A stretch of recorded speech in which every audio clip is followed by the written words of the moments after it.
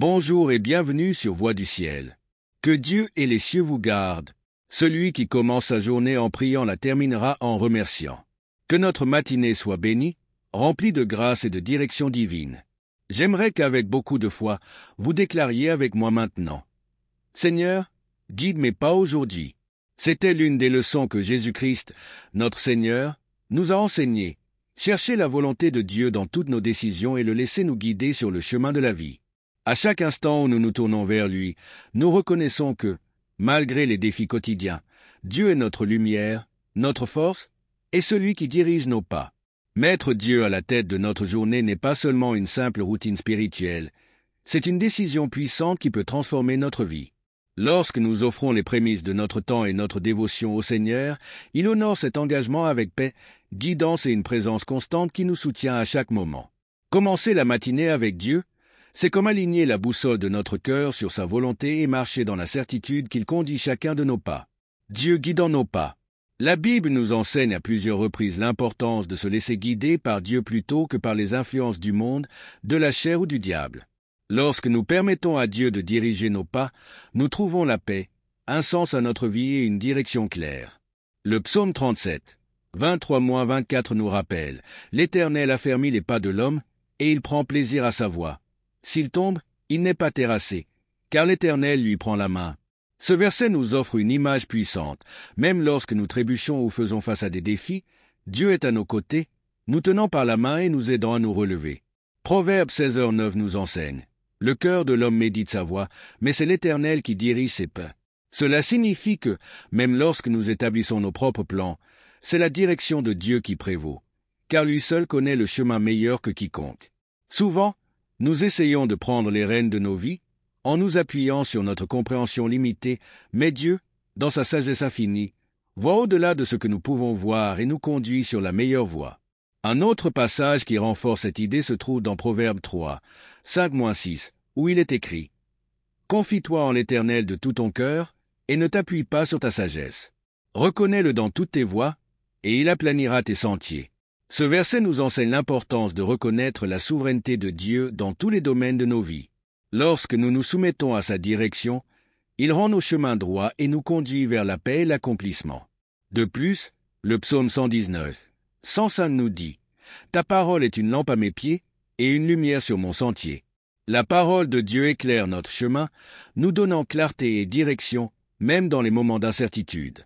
Nous pouvons avoir confiance que lorsque nous nous appuyons sur la parole de Dieu, nos décisions sont guidées par la vérité et le discernement divin. Enfin, dans Ésaïe 30, 21, Dieu nous promet qu'au milieu du chemin de la vie, nous entendrons toujours sa direction. Tes oreilles entendront derrière toi cette parole. Voici le chemin, marchez Y. Car vous iriez à droite ou vous iriez à gauche. Cette promesse nous rappelle que, lorsque nous cherchons Dieu, il nous guide avec clarté et fermeté, nous montrant la voie à suivre. Ainsi, en laissant Dieu guider nos pas, nous trouvons la paix dans nos décisions et la confiance que lui seul est devant nous, nous conduisant sur le bon chemin. Le pouvoir de la parole de Dieu comme guide. Lorsque nous cherchons à être guidés par Dieu, l'un des moyens les plus puissants à notre disposition est sa parole. Le psaume 119, 105 déclare « Ta parole est une lampe à mes pieds et une lumière sur mon sentier. » Ce verset nous rappelle que la parole de Dieu éclaire notre chemin dans un monde souvent obscurci par l'incertitude et les défis. Elle nous donne la clarté nécessaire pour prendre des décisions éclairées et rester alignés sur la volonté divine. La parole de Dieu n'est pas seulement un guide pour les grandes décisions, mais aussi pour les plus petites. Dans Proverbe 3h6, nous lisons « Reconnais-le dans toutes tes voies, et il aplanira tes sentiers. » Cela signifie que nous devrions chercher la direction de Dieu dans chaque aspect de notre vie. Lorsque nous nous tournons vers lui et reconnaissons sa suprématie, il nous guide avec sagesse, assurant que nous marchons sur un chemin droit, même dans les moments les plus difficiles. La Bible est remplie de conseils divins sur la manière de vivre, et ces conseils ne sont jamais obsolètes. Dans Josué 1h8, il est dit « Que ce livre de la loi ne s'éloigne point de ta bouche, médite-le jour et nuit, pour agir fidèlement selon tout ce qui y est écrit. Car c'est alors que tu auras du succès dans tes entreprises, c'est alors que tu réussiras. » Lorsque nous méditons sur la parole de Dieu et l'appliquons dans notre quotidien, nous recevons des instructions précieuses pour chaque situation que nous rencontrons. Un autre passage essentiel est Psaume 32, 8, où Dieu promet Je t'instruirai et te montrerai la voie que tu dois suivre. Je te conseillerai, j'aurai le regard sur toi. Cette promesse renforce l'idée que Dieu est personnellement investi dans notre cheminement et qu'il désire nous guider avec amour et soin, nous éloignant des pièges de la vie. De plus, la paix intérieure que nous ressentons est souvent un signe de la direction de Dieu. Philippiens 4:7 dit « Et la paix de Dieu, qui surpasse toute intelligence, gardera vos cœurs et vos pensées en Jésus-Christ. » Lorsque nous faisons face à une décision difficile, la paix divine que nous ressentons dans notre cœur peut être un indicateur puissant que nous sommes en ligne avec la volonté de Dieu. En cherchant constamment la direction de Dieu à travers sa parole, nous recevons la sagesse nécessaire pour naviguer dans les défis de la vie avec confiance et assurance. La foi qui déplace les montagnes. La foi est un élément essentiel dans notre marche avec Dieu, surtout lorsqu'il s'agit de suivre sa direction. Hébreux 11:6 nous enseigne que sans la foi, il est impossible de lui être agréable, car il faut que celui qui s'approche de Dieu croie que Dieu existe et qu'il est le rémunérateur de ceux qui le cherchent. Cela signifie que la foi est la clé qui ouvre la porte aux bénédictions et à la direction de Dieu dans nos vies. La foi, c'est croire en l'invisible, avoir confiance dans les promesses de Dieu même lorsque nous ne pouvons pas voir ou comprendre pleinement la situation. Dans Matthieu 17:20, Jésus explique que même une petite foi, de la taille d'un grain de moutarde, peut accomplir de grandes choses. Je vous le dis en vérité, si vous aviez de la foi comme un grain de moutarde, vous diriez à cette montagne, « Transporte-toi d'ici là », et elle se transporterait. Rien ne vous serait impossible. Cette déclaration puissante nous rappelle que la foi, même dans ses plus petites mesures, peut déplacer des montagnes d'obstacles dans nos vies. Jésus utilise ici l'image d'une montagne pour symboliser les défis et les difficultés que nous pouvons rencontrer. En ayant foi en Dieu, nous recevons sa puissance pour surmonter ces obstacles. La foi est plus qu'une simple croyance intellectuelle, elle implique une confiance active et une dépendance totale envers Dieu. Cette foi grandit à travers l'écoute de la parole de Dieu. Romains 10:17 nous dit que la foi vient de ce qu'on entend, et ce qu'on entend vient de la parole de Christ. Cela signifie que notre foi est nourrie par la parole de Dieu. Plus nous passons du temps à écouter et à méditer sur la parole, plus notre foi se renforce. La parole de Dieu est la source de vérité qui nous donne la certitude que, quelles que soient les circonstances, Dieu est à l'œuvre pour notre bien. Dans 2 Corinthiens 5:7, Paul nous rappelle que nous marchons par la foi et non par la vue. Cela signifie que notre foi ne doit pas être conditionnée par ce que nous voyons dans le monde physique, mais par ce que nous savons être vrai spirituellement. En d'autres termes, nous devons croire que Dieu travaille pour nous, même si nous ne voyons pas encore les résultats tangibles. Cette foi nous permet de rester fermes dans nos convictions, même lorsque les situations semblent difficiles ou sans espoir. Un autre passage essentiel sur la foi se trouve dans Jacques 1, 2-3, où il est écrit « Mes frères, regardez comme un sujet de joie complète les diverses épreuves auxquelles vous pouvez être exposés, sachant que l'épreuve de votre foi produit la patience. » Jacques nous enseigne que les épreuves que nous traversons ne sont pas des obstacles à notre foi, mais plutôt des opportunités pour la renforcer et la faire mûrir. Chaque défi auquel nous faisons face est une occasion pour Dieu de démontrer sa fidélité et sa puissance dans nos vies. La patience que ces épreuves produisent en nous est un fruit de la foi, qui nous aide à persévérer et à ne pas perdre espoir. Dans 1 Pierre 1:7, il est également écrit « Afin que l'épreuve de votre foi, plus précieuse que l'or périssable, qui cependant est éprouvée par le feu, ait pour résultat la louange, la gloire et l'honneur, lorsque Jésus-Christ apparaîtra. » Ce verset souligne que la foi est testée à travers les épreuves, tout comme l'or est raffiné par le feu. Cette foi éprouvée est précieuse aux yeux de Dieu, et elle a pour but de nous préparer pour la gloire à venir. Par conséquent, les moments difficiles que nous traversons ne sont pas vains, mais servent à renforcer notre foi et à nous rapprocher de Dieu. Un exemple biblique puissant de foi en action se trouve dans l'histoire de Daniel. Dans Daniel 6, nous lisons que Daniel a continué à prier Dieu 3 fois par jour, même lorsque cela lui a valu d'être jeté dans la fosse aux lions. Sa foi inébranlable en Dieu a conduit à sa délivrance miraculeuse. Daniel 6:23 déclare « Le roi fut très joyeux, et il ordonna de faire sortir Daniel de la fosse. Daniel fut retiré de la fosse, et on ne trouva sur lui aucune blessure, parce qu'il avait eu confiance en son Dieu. » La foi de Daniel n'était pas conditionnée par la peur ou les circonstances, mais par sa confiance absolue en Dieu, et cela a conduit à une grande victoire. La foi, c'est aussi croire que Dieu est capable de nous protéger et de pourvoir à nos besoins, même dans les situations les plus dangereuses. Dans Ésaïe 43, 2, Dieu promet Si tu traverses les eaux, je serai avec toi. Et les fleuves, ils ne te submergeront point. Si tu marches dans le feu, tu ne te brûleras pas, et la flamme ne te consumera pas. Ce passage est une illustration de la protection divine pour ceux qui mettent leur foi en lui. Peu importe les circonstances, Dieu est avec nous, et notre foi en sa présence nous permet de marcher sans crainte. Un autre exemple remarquable de foi est celui de Jésus lors de la tempête en mer, relaté dans Marc 4, 39-40. Alors que les disciples étaient terrifiés par la tempête, Jésus a calmé la mer et a dit « Pourquoi avez-vous si peur? Comment se fait-il que vous n'ayez pas de foi ?» Ce récit nous enseigne que, même au milieu des tempêtes de la vie, notre foi en Jésus doit demeurer forte. Il est celui qui commande au vent et aux vagues, et rien n'est hors de son contrôle. Avoir foi en lui, c'est savoir que, même lorsque nous faisons face à des situations impossibles, Jésus a le pouvoir de nous apporter la paix et la délivrance. Un autre verset clé sur la foi est Jean 14:1, où Jésus dit « Que votre cœur ne se trouble point. Croyez en Dieu et croyez en moi. » Cette déclaration montre l'importance de la foi dans notre relation avec Dieu. La foi chasse les inquiétudes et les peurs, car elle repose sur la certitude que Dieu est en contrôle et que nous pouvons lui faire confiance en toute situation. La foi, c'est aussi avoir confiance que Dieu accomplira ses promesses, même lorsque le timing ne semble pas correspondre à nos attentes. Habacuc 2:3 dit « Car c'est une prophétie dont le temps est déjà fixé. Elle marche vers son terme, et elle ne mentira pas. Si elle tarde, attends-la, car elle s'accomplira certainement. » Ce verset nous encourage à attendre avec patience et foi les promesses de Dieu, sachant que, bien que nous ne voyons pas toujours immédiatement les résultats, Dieu est fidèle et ses promesses s'accompliront. Enfin, 1 Jean 5:4 nous rappelle que tout ce qui est né de Dieu triomphe du monde, et la victoire qui triomphe du monde, c'est notre foi. Ce verset montre que notre foi en Dieu est la force qui nous permet de vaincre toutes les difficultés du monde.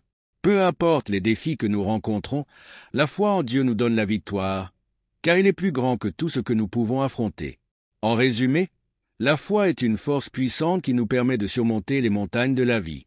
Elle est nourrie par la parole de Dieu, testée dans les épreuves, et elle nous donne la force de marcher dans la paix et la confiance en Dieu. Que notre foi soit grande ou petite, elle a le pouvoir de déplacer les montagnes et de nous donner la victoire, car Dieu est fidèle et digne de confiance. Jésus, la lumière de nos vies. Jésus-Christ est la lumière du monde, et c'est par lui que nous trouvons direction, espoir et réconfort. Dans Jean 8:12, Jésus déclare « Je suis la lumière du monde.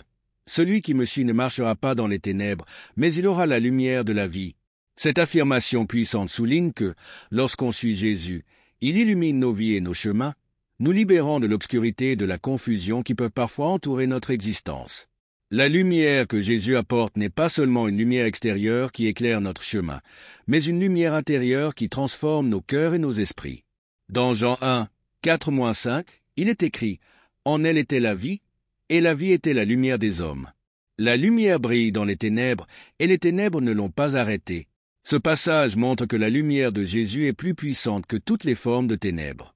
Quelles que soient les difficultés, les doutes ou les luttes que nous traversons, la lumière de Christ ne peut être éteinte et continue à briller, nous donnant la force de persévérer. Cette lumière est non seulement une source de direction, mais aussi de salut. Dans Psaume 27, 1, David déclare « L'Éternel est ma lumière et mon salut. De qui aurais-je crainte? L'Éternel est le soutien de ma vie. De qui aurais-je peur ?» Ce verset nous enseigne que la lumière de Dieu dissipe toute peur. Lorsque nous mettons notre foi en Jésus et que nous le suivons, nous n'avons plus à craindre les ténèbres, car sa lumière est toujours avec nous, nous guidant et nous protégeant. Le rôle de Jésus en tant que lumière de nos vies est également confirmé dans Jean 12:46, où il dit « Je suis venu comme une lumière dans le monde, afin que quiconque croit en moi ne demeure pas dans les ténèbres. » Ce verset montre que la mission de Jésus est de nous libérer de l'obscurité du péché, de la confusion et du désespoir.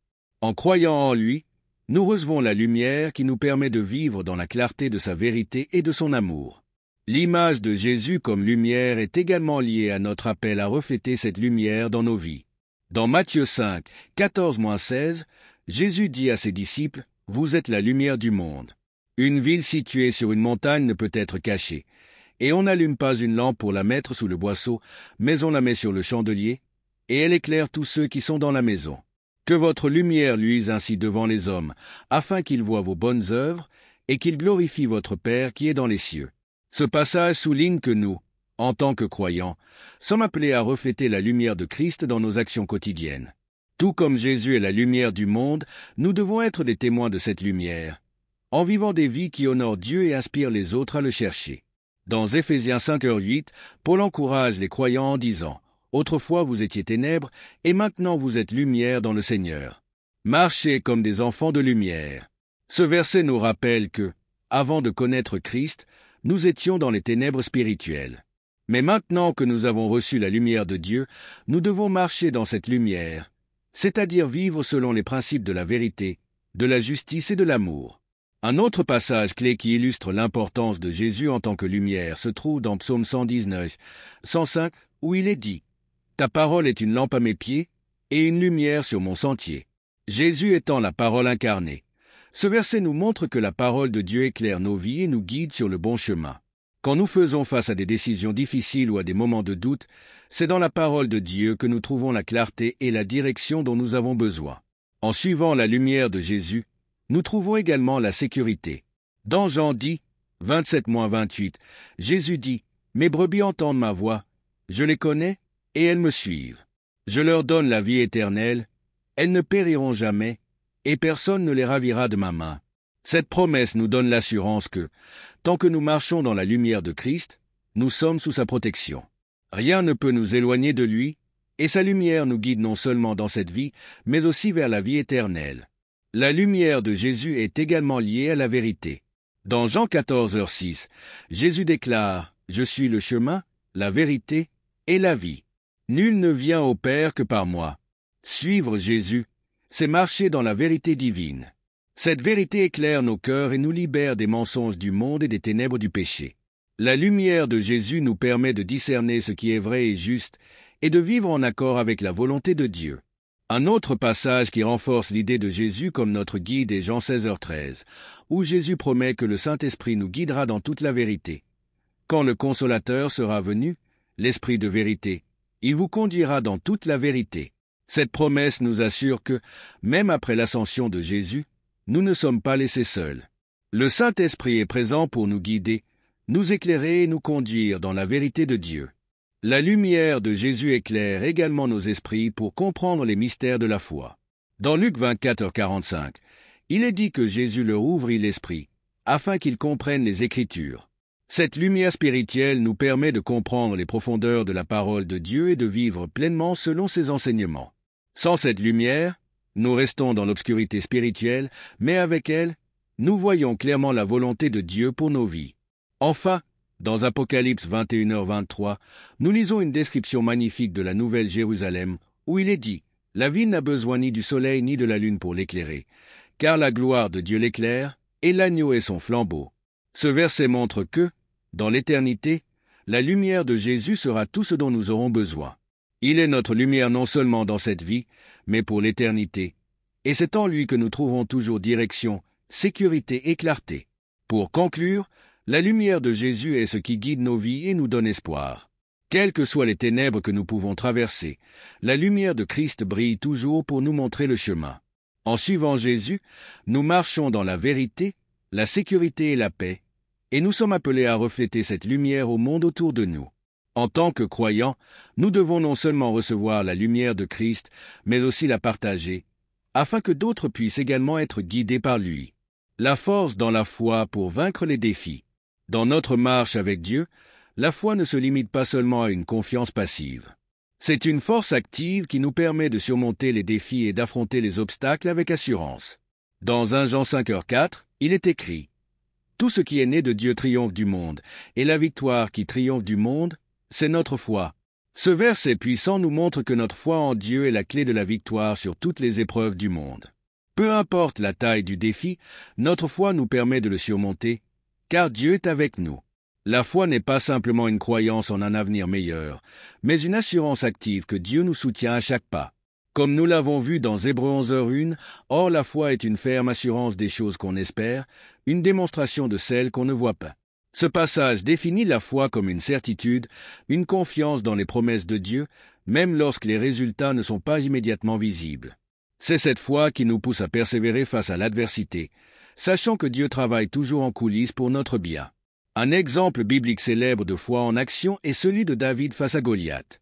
Dans 1 Samuel 17, nous voyons un jeune David affronter le géant Goliath non pas avec la force physique, mais avec une foi inébranlable en Dieu. 1 Samuel 17h45 nous raconte les paroles de David. « Tu marches contre moi avec l'épée, la lance et le javelot. Moi, je marche contre toi au nom de l'Éternel des armées, du Dieu de l'armée d'Israël, que tu as insulté. » David a vaincu Goliath non par sa propre force, mais par sa foi en Dieu. Cet exemple montre que, peu importe la grandeur du défi auquel nous faisons face, notre foi en Dieu est plus puissante que tout. Dans Marc 9h23, Jésus nous dit « Tout est possible à celui qui croit ». Ce verset met l'accent sur la puissance de la foi. Lorsque nous croyons en Dieu, nous nous connectons à sa puissance et les possibilités deviennent infinies. Cela ne signifie pas que nous ne rencontrerons pas de difficultés, mais cela signifie que, avec la foi, nous avons accès à la force de Dieu pour surmonter chaque obstacle. Dans Ésaïe 40, 31, nous trouvons une autre promesse puissante pour ceux qui mettent leur confiance en Dieu, mais ceux qui se confient en l'Éternel renouvellent leur force. Ils prennent leur vol comme les aigles, ils courent et ne se lassent point, ils marchent et ne se fatiguent point. Ce verset nous montre que la foi en Dieu nous donne non seulement la force de persévérer, mais elle nous permet également de surmonter la fatigue et l'épuisement. Face aux défis de la vie, la foi devient une source de renouvellement et de puissance divine. Un autre exemple de foi en action est celui de Shadrach, Meshach et Abednego dans le livre de Daniel 3. Ces trois hommes ont refusé de se prosterner devant l'idole du roi et ont été jetés dans une fournaise ardente. Cependant, leur foi en Dieu leur a permis de sortir indemnes du feu. Daniel 3h17 relate leur déclaration courageuse. « Voici, notre Dieu que nous servons peut nous délivrer de la fournaise ardente, et il nous délivrera de ta main, ô roi. » Leur foi en Dieu, même face à la mort, a conduit à un miracle. Cet exemple illustre que, même dans les situations les plus désespérées, la foi en Dieu peut produire des résultats extraordinaires. Dans Romains 8h37, Paul écrit « Mais dans toutes ces choses nous sommes plus que vainqueurs par celui qui nous a aimés. » Ce verset rappelle que, grâce à la foi en Christ, nous sommes plus que vainqueurs. Cette expression « plus que vainqueurs » signifie que non seulement nous surmontons les défis, mais que nous les surmontons avec une abondance de victoire. La foi en Dieu ne nous donne pas simplement la capacité de traverser les difficultés. Elle nous permet de triompher au-delà de ce que nous pourrions imaginer. La foi en Dieu nous aide également à rester calmes et confiants, même lorsque les circonstances semblent aller à l'encontre de nos attentes. Psaume 46 nous rappelle « Arrêtez et sachez que je suis Dieu. Je domine sur les nations, je domine sur la terre. » Ce verset nous invite à nous reposer dans la connaissance que Dieu est en contrôle. Parfois, la foi consiste à cesser de nous battre et à faire confiance à Dieu pour qu'il agisse à notre place. Cela nous donne la paix, même au milieu des tempêtes de la vie. Dans Philippiens 4h13, Paul fait une déclaration puissante sur la force que la foi nous donne. « Je puis tout par celui qui me fortifie. » Ce verset souligne que, grâce à notre foi en Christ, nous pouvons tout accomplir. Peu importe les défis que nous rencontrons, Dieu nous fortifie et nous donne la capacité de les surmonter. La force que nous recevons par la foi ne vient pas de nous-mêmes, mais de Dieu, qui travaille à travers nous. L'importance de la foi pour vaincre les défis est également soulignée dans Jacques 1h6, où il est dit « Mais qu'il la demande avec foi, sans douter, car celui qui doute est semblable au flot de la mer, agité par le vent et poussé de côté et d'autre. » La foi doit être ferme et sans hésitation. Lorsque nous prions avec foi, nous devons croire que Dieu est capable et désireux d'agir en notre faveur. Le doute affaiblit notre foi, mais une confiance solide en Dieu nous permet de voir ses promesses se réaliser. Un autre passage clé est Hébreux 10h23, où il est écrit « Retenons fermement la profession de notre espérance, car celui qui a fait la promesse est fidèle. » Ce verset nous rappelle que Dieu est fidèle à ses promesses. Lorsque nous faisons face à des défis, nous devons nous accrocher à la parole de Dieu et ne pas vaciller dans notre foi. La fidélité de Dieu est notre ancre, et notre foi en sa fidélité nous permet de surmonter même les épreuves les plus difficiles. Dans 2 Corinthiens 4, 8-9, Paul écrit « Nous sommes pressés de toute manière, mais non réduits à l'extrémité. Dans la détresse, mais non dans le désespoir. Persécutés, mais non abandonnés. Abattus, mais non perdus. » Ce passage montre que, bien que nous puissions être confrontés à de grandes difficultés, notre foi en Dieu nous permet de ne pas être vaincus. Nous pouvons être abattus, mais nous ne sommes jamais détruits, car Dieu est avec nous et nous soutient à travers chaque défi. La foi nous permet également de voir les défis sous un autre angle. Dans Jacques 1, 2-4, il est écrit « Mes frères, regardez comme un sujet de joie complète les diverses épreuves auxquelles vous pouvez être exposés, sachant que l'épreuve de votre foi produit la patience. Mais il faut que la patience accomplisse parfaitement son œuvre, afin que vous soyez parfaits et accomplis, sans faillir en rien. » Ce passage nous montre que les défis ne sont pas seulement des obstacles à surmonter, mais des opportunités de croissance spirituelle. Dieu utilise les épreuves pour perfectionner notre foi et nous rendre plus forts en lui. Un autre exemple biblique de foi face aux défis est celui de Jésus dans le jardin de Gethsémane. Avant sa crucifixion, Jésus a prié avec intensité, demandant au Père de retirer cette coupe de souffrance si c'était possible. Cependant, dans un acte de foi et d'obéissance, il a dit « Non pas ma volonté, mais la tienne soit faite ». Luc 22h42. La foi de Jésus en la volonté du Père l'a conduit à surmonter le plus grand défi de tous, sa mort sur la croix, qui a finalement conduit à notre rédemption. Enfin, 1 Pierre 5h7 nous encourage à décharger sur lui tous vos soucis, car lui-même prend soin de vous. Ce verset montre que la foi consiste aussi à confier à Dieu nos fardeaux et nos préoccupations, sachant qu'il prend soin de nous. Lorsque nous sommes confrontés à des défis, nous n'avons pas à les porter seuls. Par la foi, nous pouvons remettre nos soucis à Dieu et trouver la paix en sachant qu'il est à l'œuvre dans nos vies. En conclusion, la foi en Dieu est notre force la plus puissante pour surmonter les défis. Elle nous permet de voir au-delà des obstacles et de croire en la capacité de Dieu à nous donner la victoire. Que ce soit à travers des exemples bibliques comme David, Daniel ou Jésus, nous voyons que la foi est la clé pour triompher face aux épreuves. Lorsque nous plaçons notre confiance en Dieu, nous découvrons que nous sommes plus que vainqueurs, car sa puissance agit à travers nous. La provision surnaturelle. Lorsque nous mettons Dieu en premier dans nos vies, nous ouvrons la voie pour expérimenter la provision surnaturelle de sa part. Cette provision ne se limite pas uniquement aux biens matériels, mais englobe tout ce dont nous avons besoin pour mener une vie pleine de foi et d'accomplissement en lui. Dieu est décrit dans la Bible comme un pourvoyeur fidèle, et cette réalité est confirmée dans Philippiens 4h19. « Et mon Dieu pourvoira à tous vos besoins selon sa richesse, avec gloire, en Jésus-Christ. » Ce verset nous rappelle que Dieu pourvoit à nos besoins selon ses richesses infinies, et non selon les limitations humaines. La provision surnaturelle de Dieu est souvent visible dans des moments où les ressources humaines semblent insuffisantes. Un exemple emblématique se trouve dans l'histoire d'Élie, lorsque Dieu lui fournit de la nourriture par des corbeaux. Dans 1 Roi 17h4, Dieu dit à Élie, « Tu boiras de l'eau du torrent, et j'ai ordonné aux corbeaux de te nourrir là. » Cette histoire montre que Dieu est capable d'utiliser des moyens inattendus pour subvenir aux besoins de ses enfants. Même dans les situations les plus improbables, Dieu est fidèle et trouve des façons miraculeuses de pourvoir. Un autre exemple puissant de la provision de Dieu se trouve dans l'histoire de la veuve de Sarepta, relatée dans 1 Roi 17, 14-16. Alors que la famine ravageait le pays, Élie dit à la veuve que Dieu pourvoira pour elle et son fils, ils partagent leur maigre repas avec lui. Car ainsi parle l'Éternel, le Dieu d'Israël, la farine qui est dans la jarre ne manquera point, et l'huile qui est dans la cruche ne diminuera point, jusqu'au jour où l'Éternel fera tomber de la pluie sur la face du sol. Et conformément à la parole de Dieu, la farine et l'huile ne manquèrent pas jusqu'à la fin de la famine. Cet épisode illustre que, même dans les moments de pénurie, Dieu peut multiplier nos ressources et subvenir à tous nos besoins de manière surnaturelle. Dans le Nouveau Testament, nous voyons également des exemples de la provision surnaturelle de Dieu, notamment dans la multiplication des pains et des poissons par Jésus. Dans Matthieu 14, 19-21, Jésus prend 5 pains et 2 poissons, bénit la nourriture et la distribue à une multitude de plus de 5000 personnes. Tous mangèrent et furent rassasiés, et on emporta 12 paniers pleins des morceaux qui restaient. Ce miracle montre non seulement la capacité de Dieu à pourvoir au-delà des attentes, mais aussi l'abondance de sa provision. Même lorsque nous pensons que nos ressources sont limitées, Dieu peut les multiplier pour accomplir ses desseins. Dans Deutéronome 8h18, Dieu rappelle à Israël que c'est lui qui donne à ses enfants la capacité d'acquérir des richesses. Souviens-toi de l'Éternel, ton Dieu, car c'est lui qui te donne de la force pour acquérir ces richesses. Ce verset souligne que toute provision, qu'elle soit matérielle ou spirituelle, vient de Dieu. Il est la source de toute bénédiction, et c'est en le mettant en premier que nous recevons la force et la sagesse nécessaires pour prospérer. Dieu ne se contente pas de pourvoir à nos besoins matériels, mais il pourvoit aussi à nos besoins spirituels et émotionnels.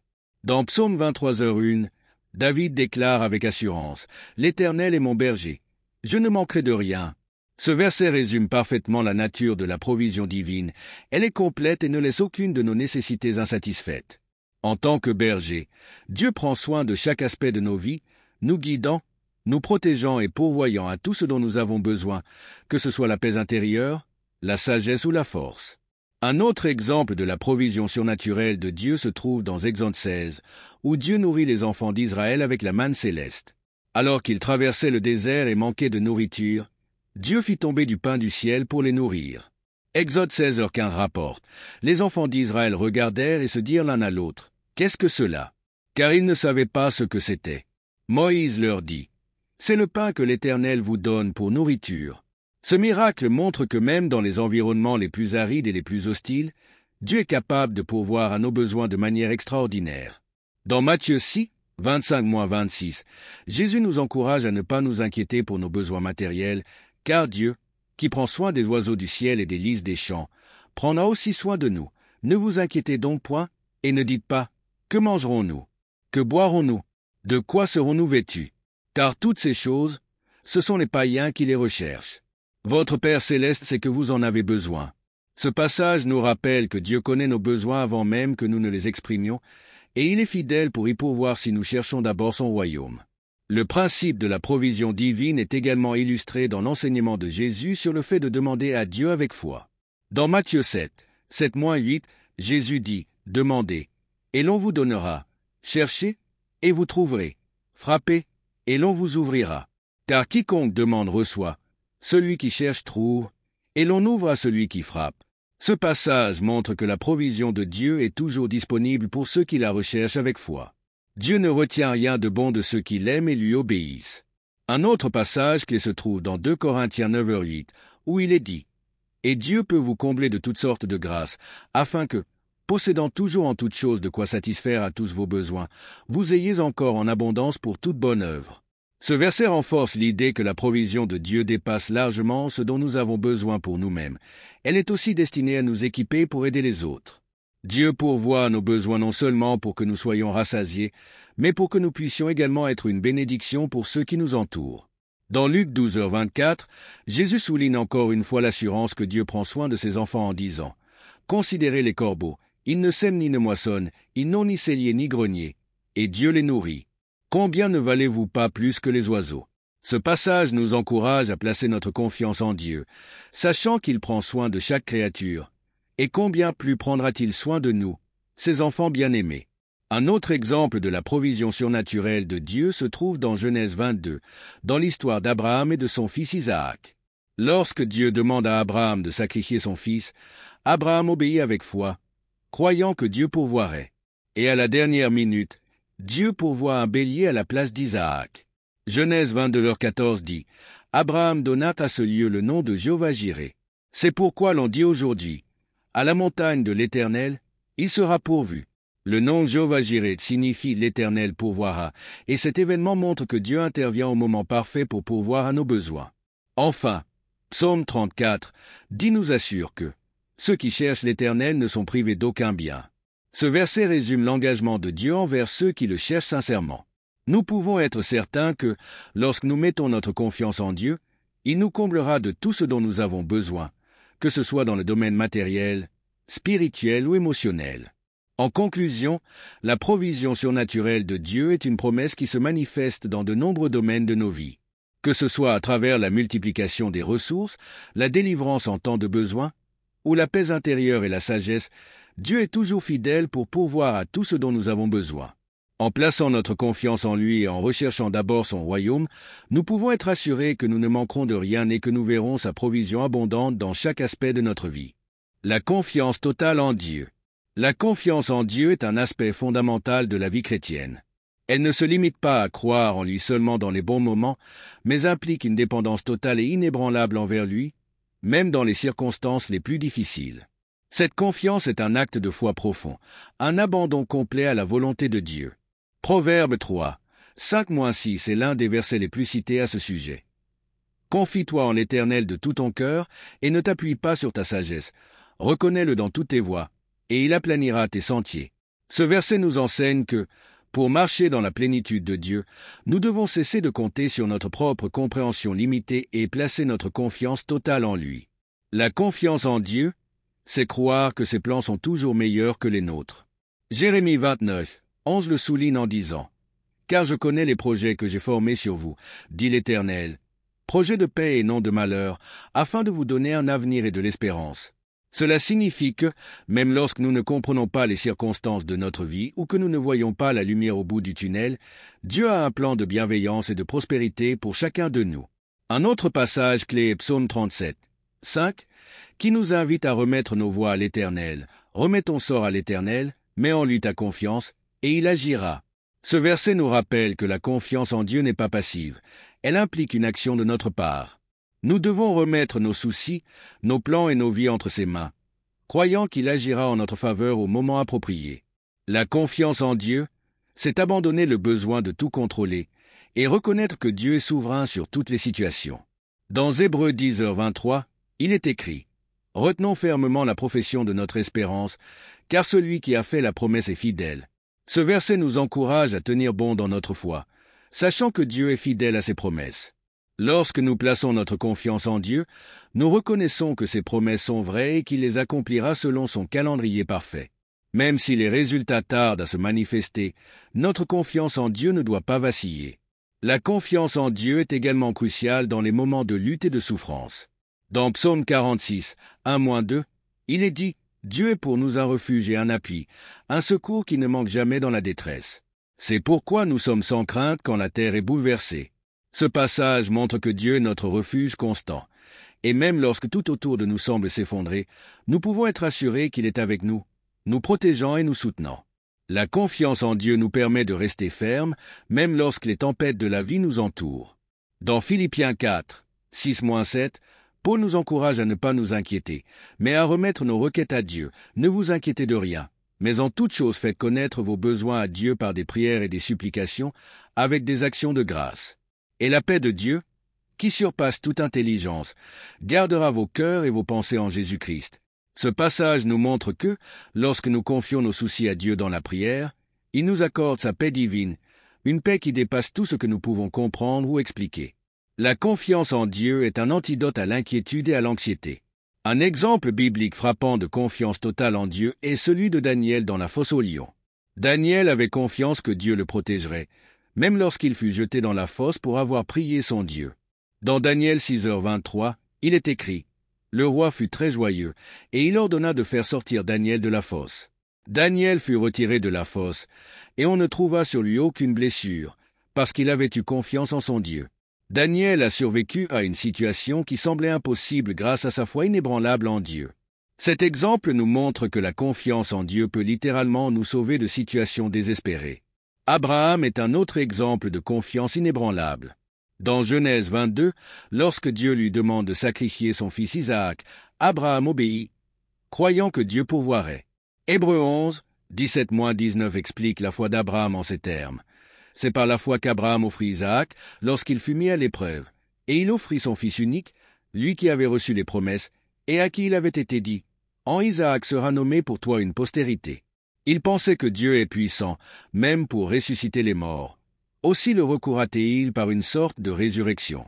La confiance d'Abraham en Dieu n'était pas basée sur ses propres plans ou sa compréhension, mais sur la conviction que Dieu accomplirait ses promesses, même dans les circonstances les plus difficiles. Dans Proverbe 16h3, il est dit « Recommande à l'Éternel tes œuvres, et tes projets réussiront. » Ce verset nous enseigne que, lorsque nous faisons confiance à Dieu avec nos projets, il guide nos efforts et nous accorde le succès selon sa volonté. Placer notre confiance en Dieu, c'est lui confier non seulement nos besoins, mais aussi nos ambitions, nos désirs et nos rêves. Lorsque nous lui remettons tout cela, nous pouvons être assurés qu'il les réalisera de la meilleure manière possible, au bon moment. La confiance en Dieu implique également de croire qu'il pourvoira à tout ce dont nous avons besoin. Dans Matthieu 6, 31-33, Jésus dit « Ne vous inquiétez donc point, et ne dites pas « Que mangerons-nous ? Que boirons-nous ? De quoi serons-nous vêtus ? Car toutes ces choses, ce sont les païens qui les recherchent. Votre Père céleste sait que vous en avez besoin. Cherchez premièrement le royaume et la justice de Dieu. Et toutes ces choses vous seront données par-dessus. Jésus nous rappelle ici que Dieu connaît déjà nos besoins et que, si nous plaçons notre confiance en lui et cherchons d'abord son royaume, il pourvoira à tout ce dont nous avons besoin. La confiance en Dieu, c'est avoir la foi que ses bénédictions suivent notre obéissance et notre confiance en sa sagesse. Dans Psaume 62, 8, il est écrit « En tout temps, peuple, confiez-vous en lui, répandez vos cœurs en sa présence. » Dieu est notre refuge. Ce verset nous montre que la confiance en Dieu est une pratique constante que nous devons adopter en tout temps, et non seulement dans les moments de crise. Il est notre refuge et nous sommes invités à venir à lui, à déverser nos cœurs devant lui, en sachant qu'il entend et qu'il prend soin de nous. L'un des plus grands défis de la confiance en Dieu est que souvent, son calendrier ne correspond pas au nôtre. Mais dans Ésaïe 55, 8-9, Dieu déclare « Car mes pensées ne sont pas vos pensées, et vos voies ne sont pas mes voies, dit l'Éternel. Autant les cieux sont élevés au-dessus de la terre, autant mes voies sont élevées au-dessus de vos voies, et mes pensées au-dessus de vos pensées. » Ce passage nous rappelle que les plans de Dieu sont bien plus grands et plus sages que les nôtres. La confiance en Dieu, c'est accepter que sa manière d'agir et son timing sont parfaits, même si nous ne les comprenons pas toujours immédiatement.